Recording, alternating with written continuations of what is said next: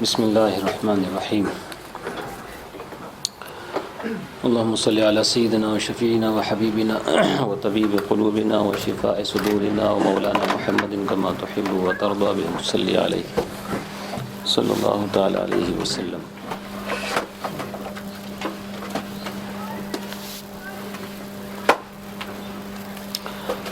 السلام علیکم ورحمۃ اللہ وبرکاتہ۔ الحمد لولیہ والصلاة والسلام علی نبی وعلی آلہ واصحابہ المتأدبین بآدابہ، اما بعد فاعوذ باللہ من الشیطان الرجیم، بسم اللہ الرحمن الرحیم۔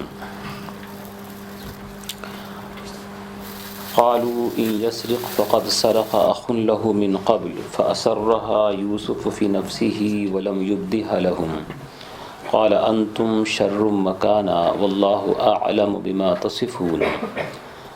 قالوا يا ايها العزيز ان له ابا شيخا كبيرا فخذ احدنا مكانه انا نراك من المحسنين قال معاذ الله ان ناخذ الا من وجدنا متاعنا عنده انا اذا لظالمون۔ الى عدة آیات۔ صدق اللہ العظیم وصدق رسولہ النبی الامین الکریم ونحن علی ذلک لمن الشاہدین والشاکرین والحمد للہ رب العالمین۔ یا سید السادات جئتک قاصدا ارجو رضاک واحتمی بحماک، یا اکرم الثقلین و یا کنز الورا جدلی بجودک واردنی برضاک۔ ایک دفعہ تمام تر حضرات بآواز بلند درود شریف پڑھ دیں۔ اللہم صلی علی سیدنا و شفیعنا و حبیبنا و طبیب قلوبنا و شفاء صدورنا و مولانا محمد صلی اللہ تعالی علیہ وسلم۔ سنتے ہیں کہ محشر میں صرف ان کی رسائی ہے،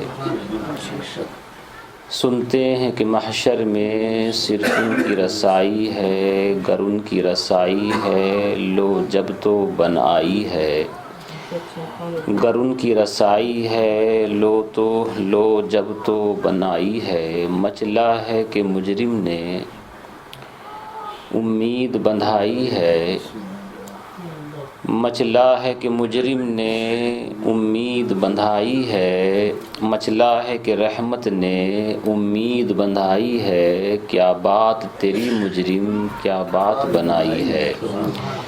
مچلا ہے کہ رحمت نے امید بندھائی ہے، کیا بات تیری مجرم کیا بات بنائی ہے۔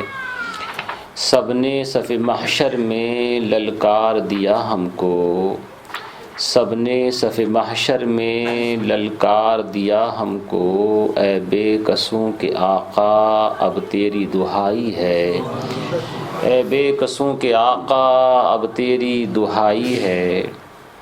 یہ عاشقوں کی بولیاں ہیں، عشق بھرے الفاظ ہیں، محبت سے سبحان اللہ کہا کریں جب سنا کریں دل کے اوپر۔ یوں تو سب انہی کا ہے پر دل کی ابھی پوچھو، یوں تو سب انہی کا ہے پر دل کی اگر پوچھو، یہ ٹوٹے ہوئے دل ہی خاص ان کی کمائی ہے، یہ ٹوٹے ہوئے دل ہی خاص ان کی کمائی ہے۔ اے دل یہ سلگنا کیا جلنا ہے تو جل بھی اٹھ، اے دل یہ سلگنا کیا جلنا ہے تو جل بھی اٹھ، دم گھٹنے لگا ظالم کیا دھونی رمائی ہے، دم گھٹنے لگا ظالم کیا دھونی رمائی ہے۔ مجرم کو نہ شرماؤ احباب کفن ڈھک دو، مجرم کو نہ شرماؤ احباب کفن ڈھک دو، منہ دیکھ کے کیا ہوگا پردے میں بھلائی ہے، منہ دیکھ کے کیا ہوگا پردے میں بھلائی ہے۔ اے عشق تیرے صدقے جلنے سے چھٹے سستے، اے عشق تیرے صدقے جلنے سے چھٹے سستے، وہ آگ لگائی ہے جو آگ بجھا دے گی، وہ آگ لگائی ہے جو آگ بجھا دے گی، وہ آگ لگائی ہے۔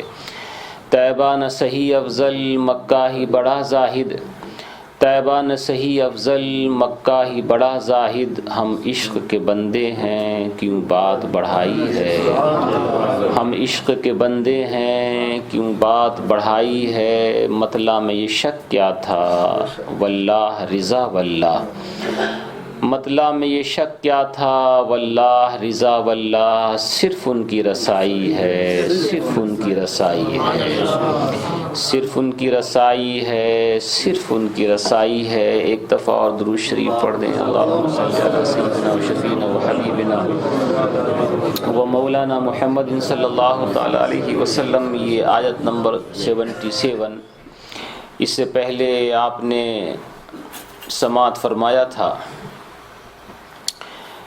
کہ حضرت یوسف علیہ الصلاۃ والتسلیم نے اپنے تمام تر ان بھائیوں کو واپس بلایا اور ان کے سامان کی تلاشی لی گئی،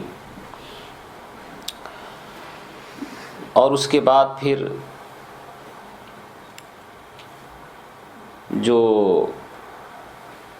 بادشاہ کا پیمانہ تھا، اس کے پانی پینے کا قیمتی پیالہ تھا، وہ جناب بنیامین کے متاع کے اندر سے اور ان کے اونٹ کے سامان کے اندر سے نکالا گیا۔ تو سارے بھائی جتنے بھی تھے ان سب کی گردنیں جھک گئیں اور آپس میں کہنے لگے کہ یہ راحیل کے 2 ہی بیٹے تھے اور دونوں چور نکلے، معاذ اللہ۔ بڑے والے نے بھی چوری کی اور اس نے بھی چوری کر لی۔ قالو، بولے، ان یسرق فقد سرق اخ لہ من قبل، کہ اس بنیامین نے چوری اگر کی ہے تو اس سے پہلے اس کے بھائی نے بھی کی ہے۔ انہوں نے ایسا کیوں کہا کہ اس سے پہلے ان کے بھائی نے بھی کی تھی؟ یہ واقعہ میں شروع میں آپ کو بتا چکا ہوں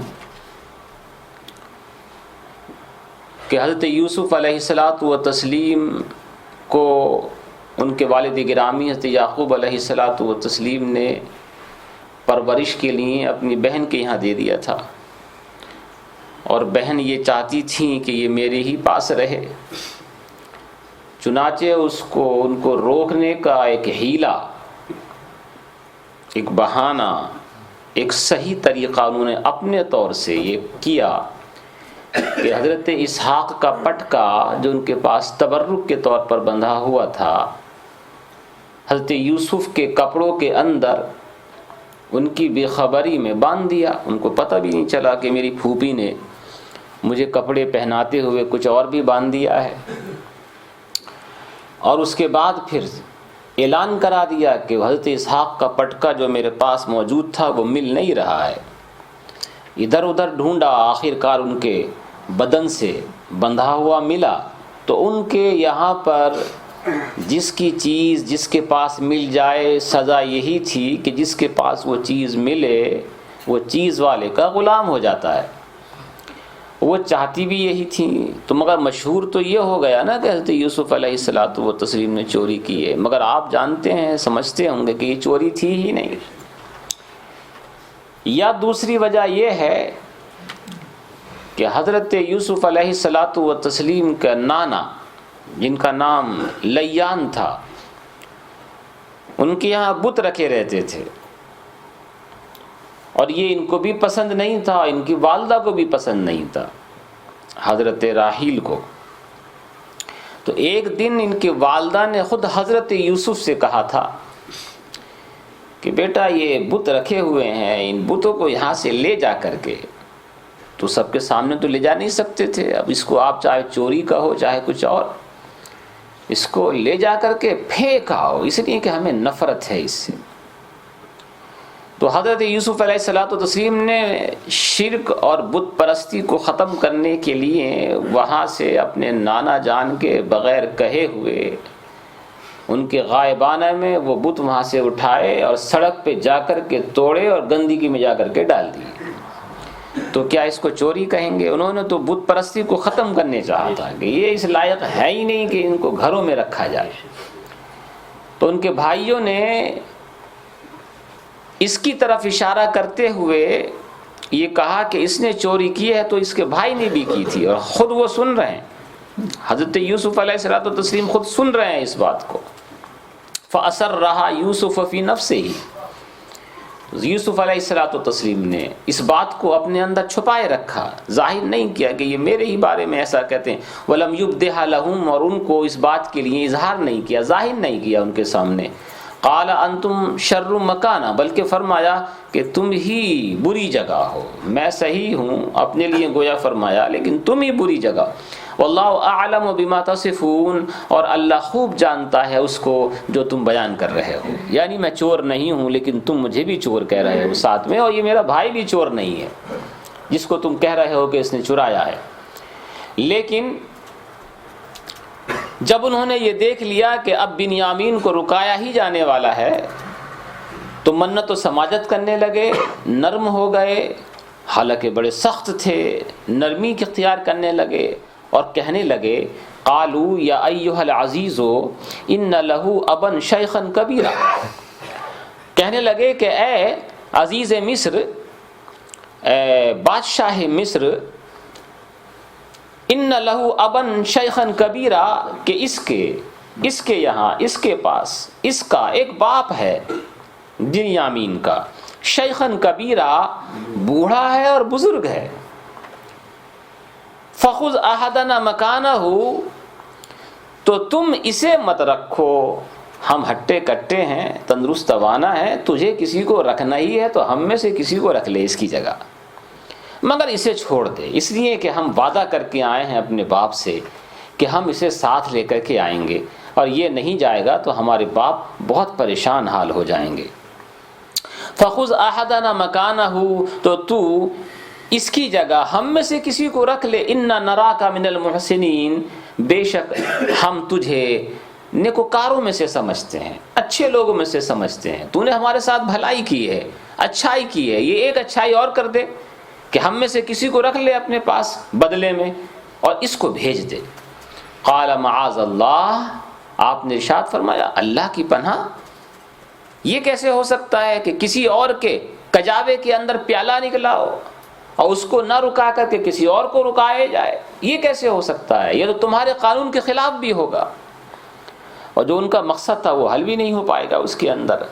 ان ناخذ الا من وجدنا متاعنا عنده انا اذا لظالمون، اللہ کی پناہ کہ ہم لیں مگر اسی کو کہ جس کے پاس، جس کے ساز و سامان میں اپنے سامان کو پایا ہے، انا اذا لظالمون، اگر ہم اس کی جگہ کسی اور کو پکڑ لیں گے، بٹھا لیں گے تو ہم حد سے آگے نکلنے والوں میں سے ہوں گے، ہم ایسا نہیں کریں گے۔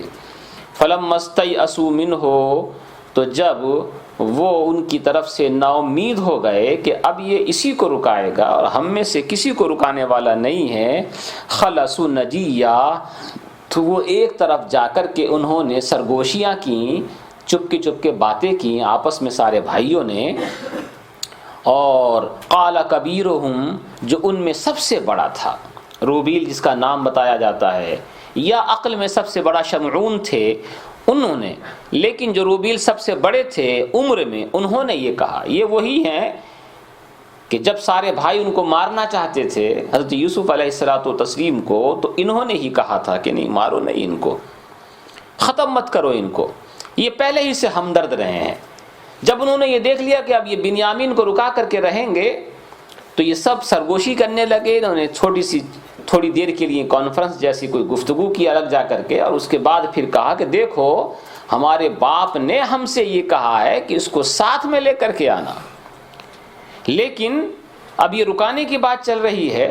قال کبیرہم، ان کے بڑے نے کہا، الم تعلموا ان اباکم قد اخذ علیکم موثقا من اللہ، کیا تم لوگوں کو پتہ نہیں ہے کہ تمہارے والد گرامی نے تم سے ایک بھاری ذمہ لیا ہے، تم سے ایک وعدہ لیا تھا، پختہ وعدہ لیا تھا، من اللہ، وہ بھی اللہ کا وعدہ، وَمِن قَبْلُ مَا فَرَّطْتُمْ فِي يُوسُفَ، اور کیا تم جانتے نہیں ہو جو تم نے کمی کر لی ہے پہلے یوسف کے متعلق؟ وہاں پر بھی تو کہہ کے آئے تھے یوسف کے تعلق سے کہ ہم اس کو لے کر کے آئیں گے اور اس کو ہم کھلائیں گے پلائیں گے اور واپس لے کر کے آئیں گے، مگر تم نے کیا کیا؟ تم سب جانتے ہو اس کے بارے میں، پہلے یوسف کے بارے میں کیا، بنیامین کے بارے میں ایسا ہی ہو رہا ہے، تو کیا جواب دو گے والد گرامی کو جا کر کے؟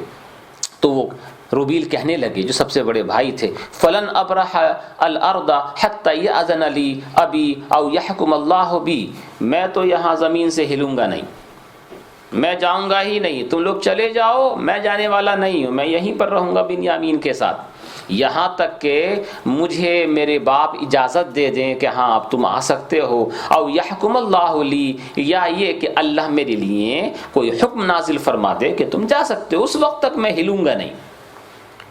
وَهُوَ خَيْرُ الْحَاكِمِينَ، اور وہ سب سے بہتر حکم چلانے والا یا حکم نازل فرمانے والا ہے، سب سے اچھا حکم فرمانے والا ہے وہ۔ لیکن اس کے اوپر بھی جو بعض لوگ کہتے ہیں کہ وہ رکے تھے اور بعض کہتے ہیں کہ نہیں، ان کو بھی بھیج دیا گیا تھا کہ تمہیں یہاں رکنے کی ضرورت نہیں ہے بلکہ تم بھی ساتھ میں جاؤ۔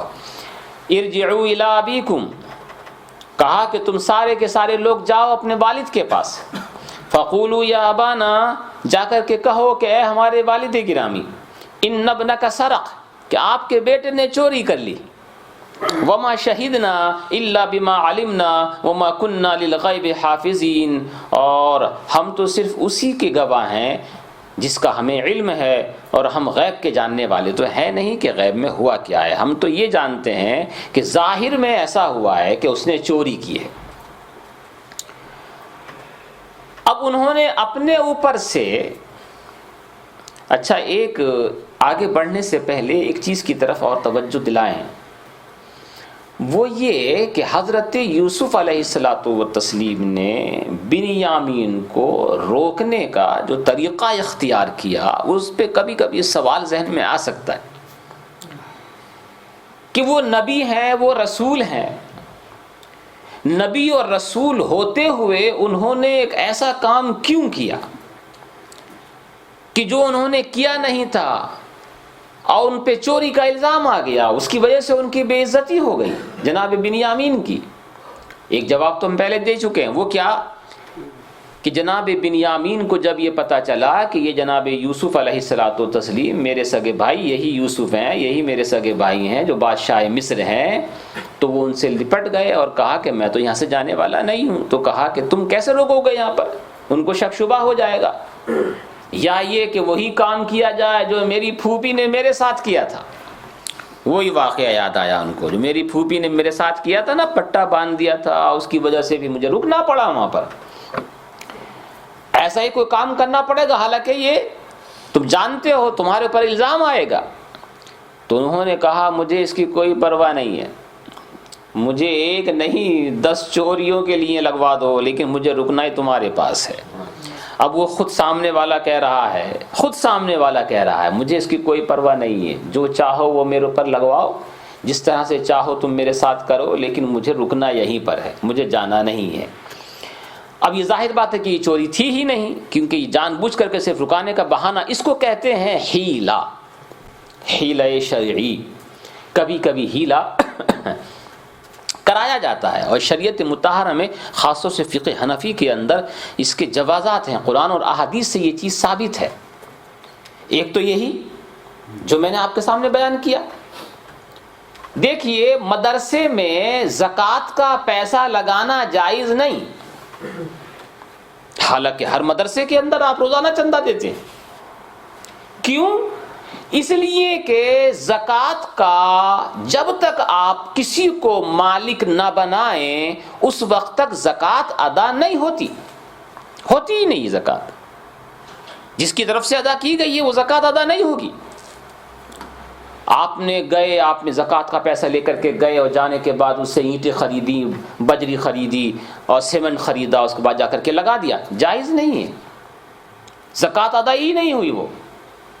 اس لیے کہ زکوٰۃ میں لازم ہے، لازم فرض ضروری ہے، ورنہ تو ادا ہوگی ہی نہیں ہے، کہ جب تک آپ کسی غریب کو اس مال کا مالک نہ بنائیں۔ اب آپ پیسے دیتے ہیں، لوگ پیسے لے کر کے جاتے ہیں اور یہ مدرسوں میں لگتے ہیں جا کر کے، تو پھر کیسے لگتے ہیں؟ حیلہ شرعی کرایا جاتا ہے۔ یہ جو حیلہ ابھی ذکر کر رہا ہے نا، حیلہ شرعی کرایا جاتا ہے۔ حیلہ شرعی کس طرح سے ہوتا ہے؟ اس کے بہت سارے طریقے اعلیٰ حضرت فاضل بریلوی علیہ رحمۃ و رضوان نے کئی ذکر فرمائے ہیں۔ اس میں سے ایک یہ بھی ہے کہ یہ سارا پیسہ عام طور سے مدرسوں کے اندر اگر کوئی ایسا نہیں کرتا ہے تو جائز نہیں ہے، وہ امانت میں خیانت کر رہا ہے، لیکن ہر ایک مدرسے والے کو ایسا کرنا چاہیے، ورنہ تو پڑھانے والوں کو اس میں سے تنخواہ دینا جائز نہیں، اس کا سیمنٹ منگوانا، اس کے لیے تعمیر کرانا، اس کا کوئی کام کرنا، اس کے ذریعے بچوں کو کھانا کھلانا، کچھ بھی جائز نہیں ہوگا جب تک حیلہ شرعی نہیں ہوگا۔ حیلہ شرعی کس طرح سے؟ مثال کے طور پر یہ ایک پین ہے، اب اس کو یا تو یہ یا جو پیسے آپ لے کر کے گئے کسی غریب کو بلا کر کے وہ سارے پیسے دیے کہ یہ 10,000 پاؤنڈ ہیں، یہ زکوٰۃ کے پیسے ہیں، یہ سارے پیسے ہم نے تمہیں دیے، یہ تم اس کے مالک ہو گئے، ہے یہ مدرسے کے لیے ہم لے کر کے آئے ہیں، یہ تم اس کے سارے مالک ہو گئے۔ اب تم اپنی طرف سے یہ پیسے مدرسے کو دو، چنانچہ وہ سارے پیسے غریب کو دیے جائیں گے، وہ اس کا مالک ہو جائے گا۔ جب وہ مالک ہو گیا تو وہ اپنی طرف سے کہ ہاں بھائی مدرسے کو ضرورت ہے، اپنی طرف سے پھر وہ سارے پیسے مدرسے کو دے گا، پھر اس پیسے کو خرچ کیا جائے گا۔ ہاں انعام کے طور پر اس غریب کو کچھ نہ کچھ مدرسے کی طرف سے دے دیا جائے، 1,000 روپے، 2,000 روپے، 3,000 روپے جو بھی ہوں، تو اس غریب کا بھی بھلا ہو جائے گا۔ اگر ایسا، اس کے علاوہ اور بھی حیلہ شرعی کے طریقے ہیں، یہاں ان کا بتانا مقصود نہیں ہے۔ مطلب یہ ہے کہ دیکھیے بیچ میں ایک انسان کا ہونا ضروری ہے۔ ڈائریکٹ زکوٰۃ کا پیسہ کسی جگہ جا کر کے آپ خرچ نہیں کر سکتے، آپ کنواں نہیں کھدوا سکتے زکوٰۃ کے پیسے سے جب تک کسی کو مالک نہ بنائیں اور وہ نہ کہے کہ ہاں یہ میں مالک ہو گیا، میں یہ کنواں کھدوانے کے لیے یہ پیسے دے رہا ہوں، اب جائز ہے، اب بالکل درست ہے۔ اور اس کی اصل آپ دیکھیں یہاں حیلہ شرعی ہوا کہ نہیں قرآن شریف کے اندر۔ ایک اور بھی سورہ سعد ہے، سورہ سعد کے اندر حضرت ایوب علیہ الصلاۃ والتسلیم کا واقعہ بیان کیا جا رہا ہے، اور جب وہ بالکل صحیح ہونے پر بہت زیادہ بیمار ہو گئے تھے تو شیطان یہ وہی اپنے بزرگ کی صورت بن کر کے آیا، لمبی داڑھی لگا کر کے، لمبا جبہ پہن کر کے، حضرت ایوب علیہ الصلاۃ والتسلیم کی بیوی کے پاس آیا، اور اس نے آ کر کے یہ کہا کہ تمہیں معلوم ہے کہ تمہارے شوہر جو اتنے بیمار ہیں وہ کیسے صحیح ہو سکتے ہیں؟ کہ وہ کیسے کہ صحیح ہو سکتے ہیں؟ کہ ایسا کرو کہ ایک بکری کے بچے کو شیطان کے نام پہ ذبح کر دو۔ تو کیونکہ بیویاں عام طور سے سادی سودی فطرت کی ہوتی ہیں، ان کو معلوم نہیں کہ سامنے کون ہے، کیا کہہ رہا ہے، کیا کہنا چاہ رہا ہے۔ انہوں نے کہا کہ مجھے تو اپنے شوہر کو صحیح ہونے کی بس یہ چاہتی ہوں کہ میرا شوہر صحیح ہو جائے۔ تو انہوں نے اس سے یہ وعدہ کیا کہ میں شیطان کے نام پر بکری ذبح کروں گی، یہ کہہ گیا، اور یہ آ کر کے حضرت سے ذکر بھی کر دیا کہ ایک شخص آئے تھے، لمبی داڑھی تھی اور جبہ قبہ پہنے ہوئے تھے، بڑی اچھی صورت لگ رہی تھی، اور مجھ سے یہ کہا کہ بکری ذبح کر دو ایک شیطان کے نام کے اوپر اور تمہارے شوہر صحیح ہونے لگیں گے۔ آپ کو غصہ آ گیا، جلال آ گیا، اور کہا تو نے اس سے وعدہ کر لیا اس طرح کا؟ وہ شیطان مردود تھا، اب میں صحیح ہو جانے کے بعد تجھے 100 کوڑے لگاؤں گا۔ کیا کہا؟ صحیح ہو جانے کے بعد تجھے 100 کوڑے لگاؤں گا۔ پھر صحیح ہو گئے وہ۔ اب صحیح ہونے کے بعد وہ یاد آئی قسم اپنی کہ 100 کوڑے لگاؤں گا۔ 100 کوڑے میں کیا، 50 کوڑے میں آدمی مر جاتا ہے، اور وہ تو بیوی ہیں کس طرح کی نازک ترین۔ اب ان کے 100 کوڑے مارے جائیں، رب تبارک و تعالی نے خود ہی اس کا حیلہ بیان فرمایا جو قرآن شریف کے اندر موجود ہے۔ سورہ سعد کے اندر کیا، خذ بیدک ضغثا فاضرب به ولا تحنث، کہ اے ایوب جو تو نے قسم کھائی ہے اس کو توڑنا نہیں، بلکہ تمہاری قسم اس طرح سے پوری ہو جائے گی کہ تم اپنے ہاتھ میں ایک ایسی جھاڑو ہوتی ہے نا، جھاڑو کتنے تنکے ہوتے ہیں اس کے اندر؟ 100 سے زیادہ ہوتے ہوں گے. کہا تم اپنے ہاتھ میں، خذ بیدکا، تم لو اپنے ہاتھ میں، ضغصن ایک ٹہنی، شاخ، برانچ آف ٹری یا کوئی اور چیز جس میں 100 طرح کی برانچیز لگی ہوئی ہوں، 100 طرح کی، 100 اعداد میں، فضرب بہی، اس کو ایک دفعہ اسے مار دو، ایک دفعہ اسے مار دو، تمہاری قسم پوری ہو جائے گی. دیکھو یہ ہیلا ہوا کہ نہیں؟ یہ کس نے بتایا؟ رب نے بتایا.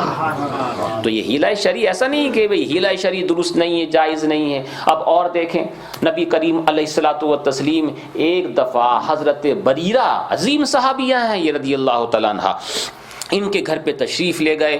آپ نے ارشاد فرمایا بریرہ کھانے کے لیے کچھ دے ہم کو. آپ نے ارشاد فرمایا سبحان اللہ، اللہ کے نبی علیہ السلام کبھی جب کسی سے کہتے تھے نا تو اس میں بھی 1000 حکمتیں ہوا کرتی تھی، ورنہ تو یوں بغیر کھائے پیے بھی وہ رہا کرتے تھے، پیٹ پہ پتھر بھی ماتھا کرتے تھے. لیکن گئے جانے کے بعد ارشاد فرمایا بریرہ ہمیں کھانے کے لیے کچھ دے. وہ کہنے لگی یا رسول اللہ میرے یہاں تو کچھ بھی نہیں ہے کہ میں آپ کو کھانے کے لیے پیش کروں. آپ نے ارشاد فرمایا دیکھو ہانڈی کے پر گوشت تو بل رہا ہے اور تو کہتے ہی کہ میرے یہاں کچھ بھی نہیں ہے کھانے کے لیے کہ آپ کو میں پیش کروں. وہ ہانڈی کے اوپر کیا چیز ابل رہی ہے؟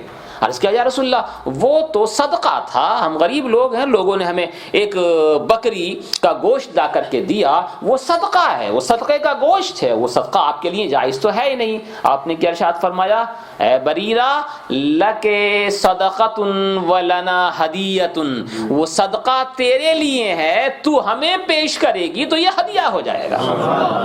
یہ ہیلا ہے کہ نہیں ہے؟ یہ ہیلا ہے. حالانکہ وہ صدقے کا گوشت تھا، اور صدقے کا گوشت کسی بھی سید کو کھانا جو صدقہ ہے، یہ سید یعنی کہ واجبہ ہوتے ہیں، یہ صدقہ وغیرہ، یہ صدقہ ہے، زکوٰۃ ہے، خیرات ہے، یہ سادات کرام کے لیے جائز نہیں، درست کے لیے درست نہیں ہے، اور پھر نبی کے لیے بھی جائز نہیں، درست نہیں ہے. تو آپ نے عرض کیا یا رسول اللہ یہ تو صدقے کا گوشت ہے، آپ صدقہ کھاتے نہیں ہیں تو میں کیسے پیش کروں؟ آپ نے فرمایا دینے والے نے تجھے دیا ہے، تو اس کی مالک ہو گئی ہے، اب تو ہمیں دے گی تو یہ صدقہ تیرے لیے تھا، جب تو ہمیں دے گی تو یہ ہمارے لیے ہدیہ ہو جائے گا.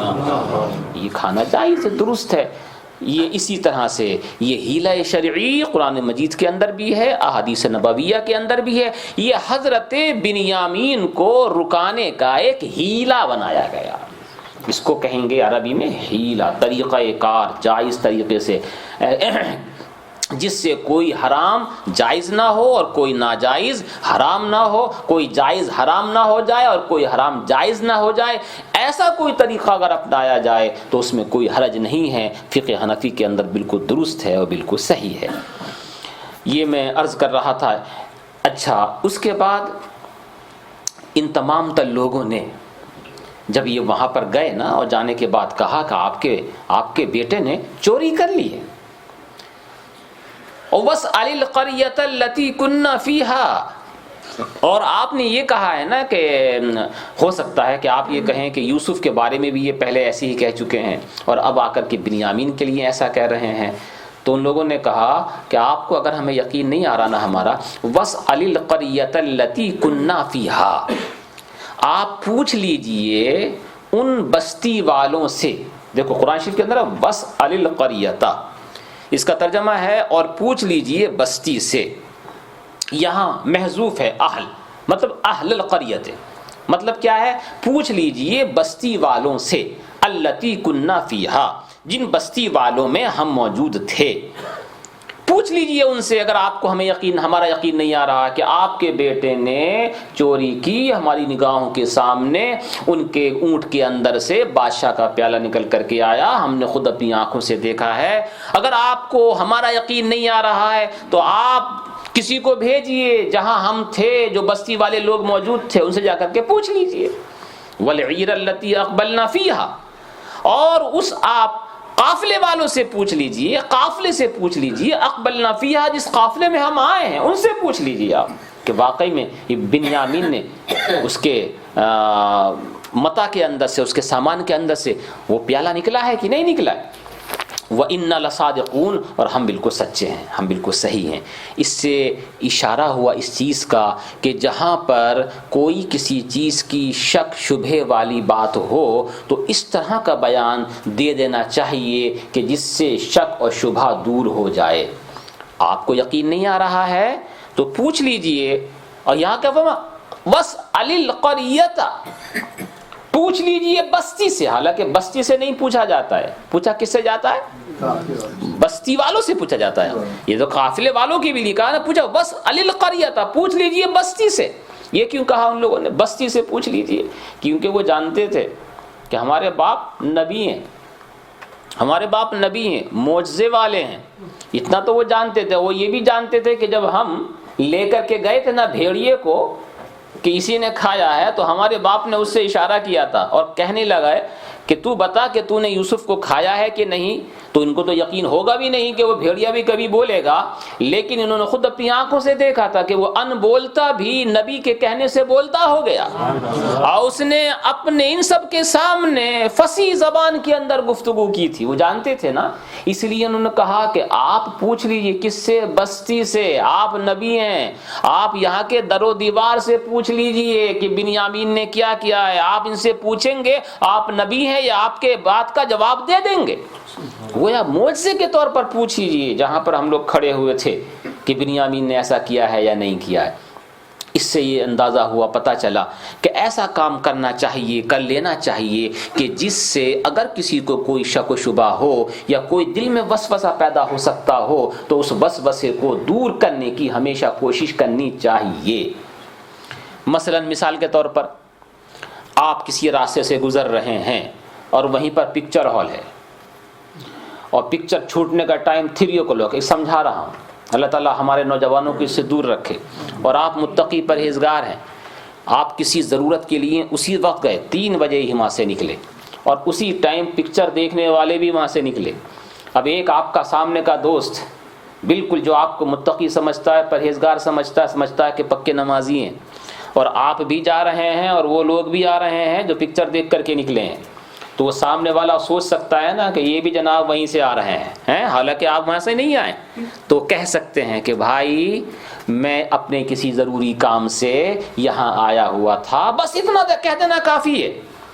اس کے دل میں یہ خیال پیدا نہ ہو کہ یہ بھی وہی کام کر کے آ رہے ہیں کہ جو وہ کر کے آ رہے ہیں. کیوں؟ اس لیے کہ ایک مسلمان سے بدگمانی حرام ہے.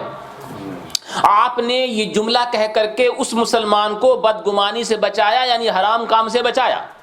یہ آپ کا اپنا فرض بھی ہے کہ مسلمان کو بدگمانی سے بچانا چاہیے. آپ نے نیک کام کیا کہ نہیں کیا؟ نیک کام کیا کہ یہ کہہ کر کے کہ بھائی میں اپنے ایک ضروری کام سے آیا ہوا تھا، اس لیے میں آپ کو اس وقت یہاں دکھائی دے رہا ہوں. یہ آپ کے کہنے نے ایک مسلمان کو دل میں بدگمانی کرنے سے محفوظ کر دیا، گویا وہ ایک حرام کام سے محفوظ ہو گیا. اس کی سند بھی اور اس کی دلیل بھی ہم کو احادیث نبویہ سے ملتی ہے. نبی پاک علیہ الصلوۃ والتسلیم رمضان شریف کے اندر اعتکاف کیا کرتے تھے، اعتکاف میں بیٹھتے تھے پورے مہینے کا بھی، ورنہ تو 10 دن.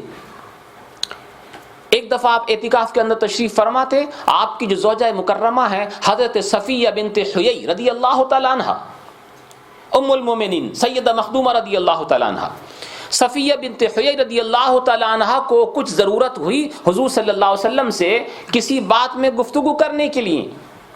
انہوں نے محسوس کیا کہ میں وہاں جاؤں اور آپ اعتکاف میں بیٹھے ہوئے ہیں اور آپ کا گھر تھوڑا سا دور تھا. آپ مسجد نبوی کے اندر آئیں. آنے کے بعد جو ضروری کام تھا اس کے بارے میں گفتگو فرمائی. اکیلی تھی، مگر بیوی ہے نا، اکیلی تھی، بات فرمائی، گفتگو کی. اور گفتگو کرنے کے بعد یہ فرماتی ہیں کہ جب میں باہر آنے لگی، مسجد سے نکلنے لگی، تو حضور صلی اللہ تعالی وسلم خود مجھے دروازے تک چھوڑنے آئے. اس لیے کہ سب تو نہیں جانتے ہیں نا کہ یہ سامنے والی بیوی ہے، پردے میں ہے، وہ تو اس کو معلوم نہیں ہے کہ یہ کون ہے کون نہیں ہے. ہو سکتا ہے کسی کے ذہن میں یہ خیال پیدا ہو جائے کہ یہ پتہ نہیں کس سے بات کر رہے ہیں تنہائی میں، حالانکہ نبی معصوم ہے، ہر گناہ سے پاک ہیں، کسی صحابی کے دل میں یہ خیال پیدا ہو بھی نہیں سکتا ہے. لیکن پھر بھی آپ احتیاط دیکھیں. فرماتی ہیں مجھے مسجد تک چھوڑنے کے لیے آئے، مسجد سے باہر تو نکل نہیں سکتے تھے اس لیے کہ اعتکاف میں تھے. کہتے ہیں اس کے بعد میں اپنے گھر کے اندر داخل ہوئی، راستے میں مجھے کوئی اور تو دکھائی نہ دیا، ہاں 2 صحابی آ رہے تھے جنہوں نے مجھے مسجد سے نکلتے ہوئے دیکھا اور گھر میں داخل ہوتے ہوئے دیکھا. 2 صحابی وہ جانے لگے. اب دیکھیں احتیاط نبی کریم علیہ الصلوۃ والتسلیم کی. جب وہ لوگ دونوں صحابی وہاں سے جانے لگے تو نبی کریم علیہ الصلوۃ والتسلیم نے ان دونوں کو قریب بلایا، اور قریب بلانے کے بعد ارشاد فرمایا کہ یہ جو یہاں سے گئی ہیں یہ میری بیوی صفیہ بنت حیی ہے، مجھ سے ضروری کام سے بات کرنے کے لیے آئی تھی، بس یہ کہا اور کچھ نہیں۔ تو دونوں صحابی لرز پڑے، یا رسول اللہ یہ صفائی دینے کی ضرورت کیا تھی آپ کو؟ کیا ہمارے دل میں کوئی شک شبہ ہو سکتا ہے آپ کی طرف سے؟ کہنے لگے سنو، شیطان انسان کے بدن کے اندر اس طرح سے دوڑتا ہے جیسے کہ خون دوڑتا ہے، میں نے تم کو تمہارے دل میں پیدا ہونے والے خیالات سے بچایا ہے، کہیں تمہارے دل میں کوئی خیال پیدا نہ ہو جائے اور اس کی وجہ سے تم ہلاک نہ ہو جاؤ۔ دیکھا آپ نے کتنی احتیاط فرمائی اللہ کے نبی علیہ الصلوۃ والتسلیم نے۔ تو اس طرح کا کوئی معاملہ ہو تو احتیاطی گفتگو کر دینی چاہیے، تاکہ سامنے والے کے ذہن میں اگر کوئی بدگمانی پیدا ہو رہی ہے تو وہ دور ہو جائے۔ ایسی ہی انہوں نے یہ بات کی کہ آپ پوچھ لیجئے ان تمام تر قافلے والوں سے، بستی سے پوچھ لیجئے۔ قال بل سولت لکم انفسکم امرا، حضرت یعقوب نے فرمایا بلکہ تمہاری ہی جانوں نے، تمہاری ہی دل نے یہ اپنی طرف سے ایک معاملہ گڑھ لیا ہے، چوری نہیں کی ہے اس نے، تم اپنی طرف سے بنا کر کچھ بات پیش کر رہے ہو۔ فصبر جمیل، انہوں نے وہی جملہ استعمال فرمایا جو پہلے کہ صبر بہتر ہے۔ عسى اللہ ان یأتینی بہم جمیعا، اب ایک امید افزا جملہ آپ نے ارشاد فرمایا، کہا قریب ہے کہ اللہ مجھے ان تمام تر کو لے کر کے آ جائے، یعنی کہ میرے پاس یوسف کو بھی، بنیامین کو بھی، اور ایک روایت میں جو روبیل وہاں پر ٹھہرے تھے نا، وہاں پر ٹھہرے ہوئے ان سب کو، کہا امید ہے مجھے کہ رب تبارک و تعالی میرے سامنے میرے سارے بیٹوں کو اکٹھا کر دے۔ ان یأتینی بہم جمیعا انہ هو العلیم الحکیم، بے شک وہ علم والا ہے اور حکمت والا ہے۔ انہوں نے ایسا کیوں فرمایا حضرت یعقوب علیہ الصلوۃ والتسلیم نے؟ کس امید سے ایسا کہا کہ بنیامین بھی آ جائیں گے، یوسف بھی آ جائیں گے؟ حالانکہ یوسف کے بارے میں تو ان کے بھائی کہہ چکے ہیں کہ وہ ختم ہو چکے ہیں، معاذ اللہ، بھیڑیا ان کو کھا چکا ہے۔ حضرت ملک الموت علیہ السلام ایک دفعہ ان سے ملاقات ہوئی تھی یعقوب علیہ الصلوۃ والتسلیم کی، تو ان کو بلا کر کے پوچھا مجھے یہ بتا کیا تو نے میرے بیٹے یوسف کی روح کو قبض کیا ہے؟ تو کہنے لگے نہیں، میں نے ابھی تک آپ کے بیٹے یوسف کی روح کو قبض نہیں کیا ہے۔ تو ان کو یقین تھا کہ میرا یوسف زندہ ہے، جہاں بھی ہے مگر زندہ ہے، اور خواب بھی پوری نہیں ہوئی تھی ابھی تک، اور وہ ہونے ہی والی تھی۔ یقین تھا ان کو کہ خواب اس نے دیکھا تو یقین تھا ہی ان کو کہ وہ ہوگی، چنانچہ یقین انہوں نے کہا عسى اللہ ان یأتینی بہم جمیعا، قریب ہے کہ اللہ رب تبارک و تعالی میرے پاس ان سب کو اکٹھا کر دے گا۔ انہ هو العلیم الحکیم، بے شک وہ علم والا اور حکمت والا ہے۔ وتولی عنہم، اور غصے میں پیٹ پھیر کر کے بیٹھ گئے جلال میں کہ تم لوگوں سے میں نے یہ وعدہ کیا تھا کہ اس کو ساتھ میں لے کر کے آؤ گے، لیکن تم لے کر کے نہیں آئے۔ جلال آیا، تولی عنہم، پیٹ پھیر کر کے بیٹھ گئے۔ وقال، اور بولے یا اسفا علی یوسف، افسوس یوسف کے لیے کہ وہ ابھی بھی میرے پاس نہیں آیا۔ وابیضت عیناہ من الحزن، اور ان کی آنکھیں غم کی وجہ سے روتے روتے سفید ہو گئیں، اتنا روئے اتنا روئے اتنا روئے کہ دیکھنا کم ہو گیا اور آنکھوں کے اندر سفیدی آ گئی، غم کی وجہ سے، یوسف کے نہ ملنے کی وجہ سے۔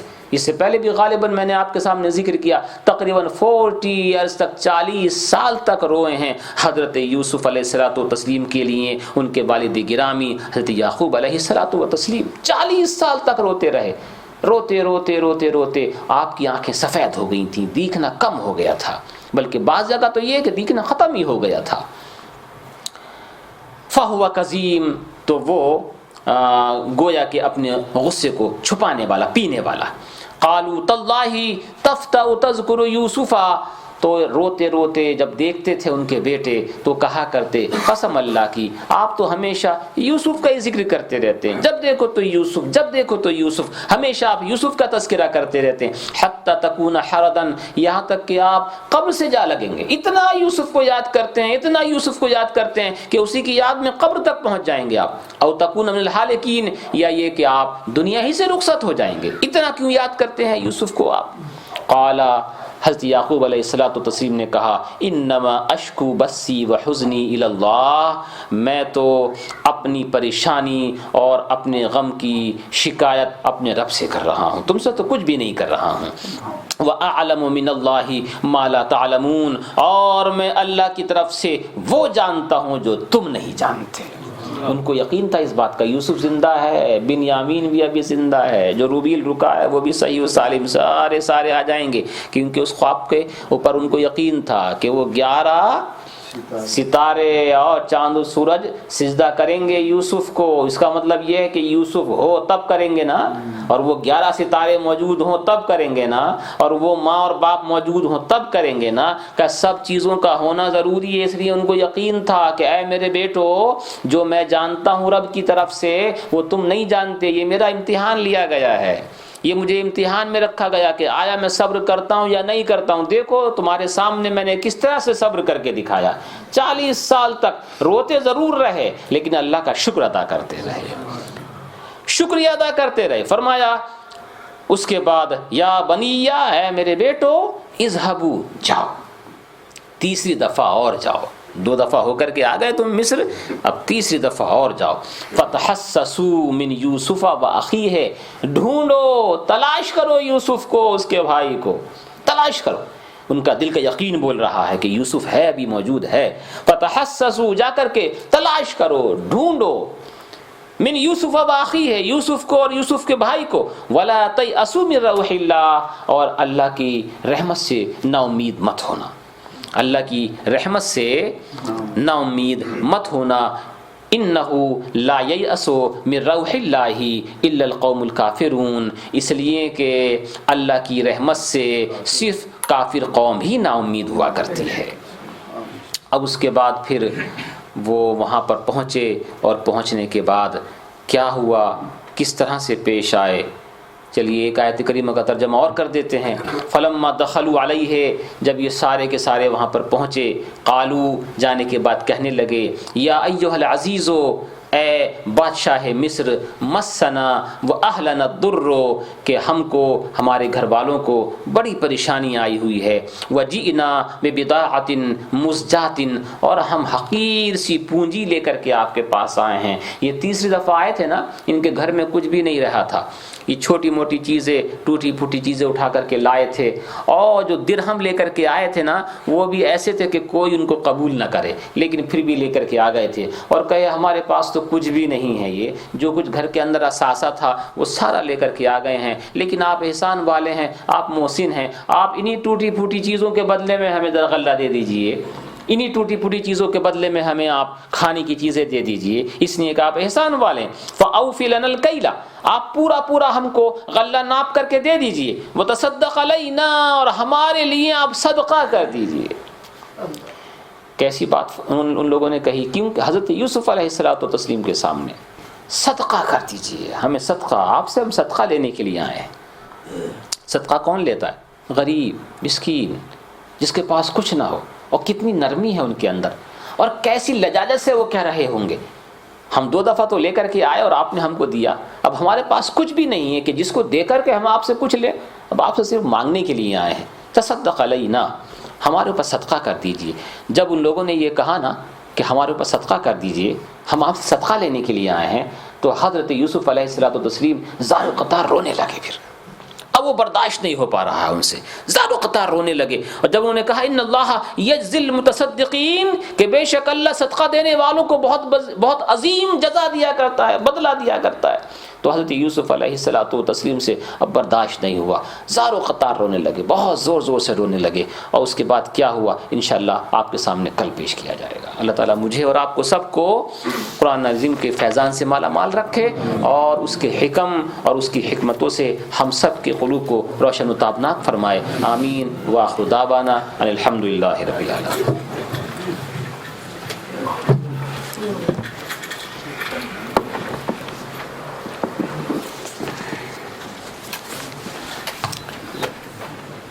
يغفر الله.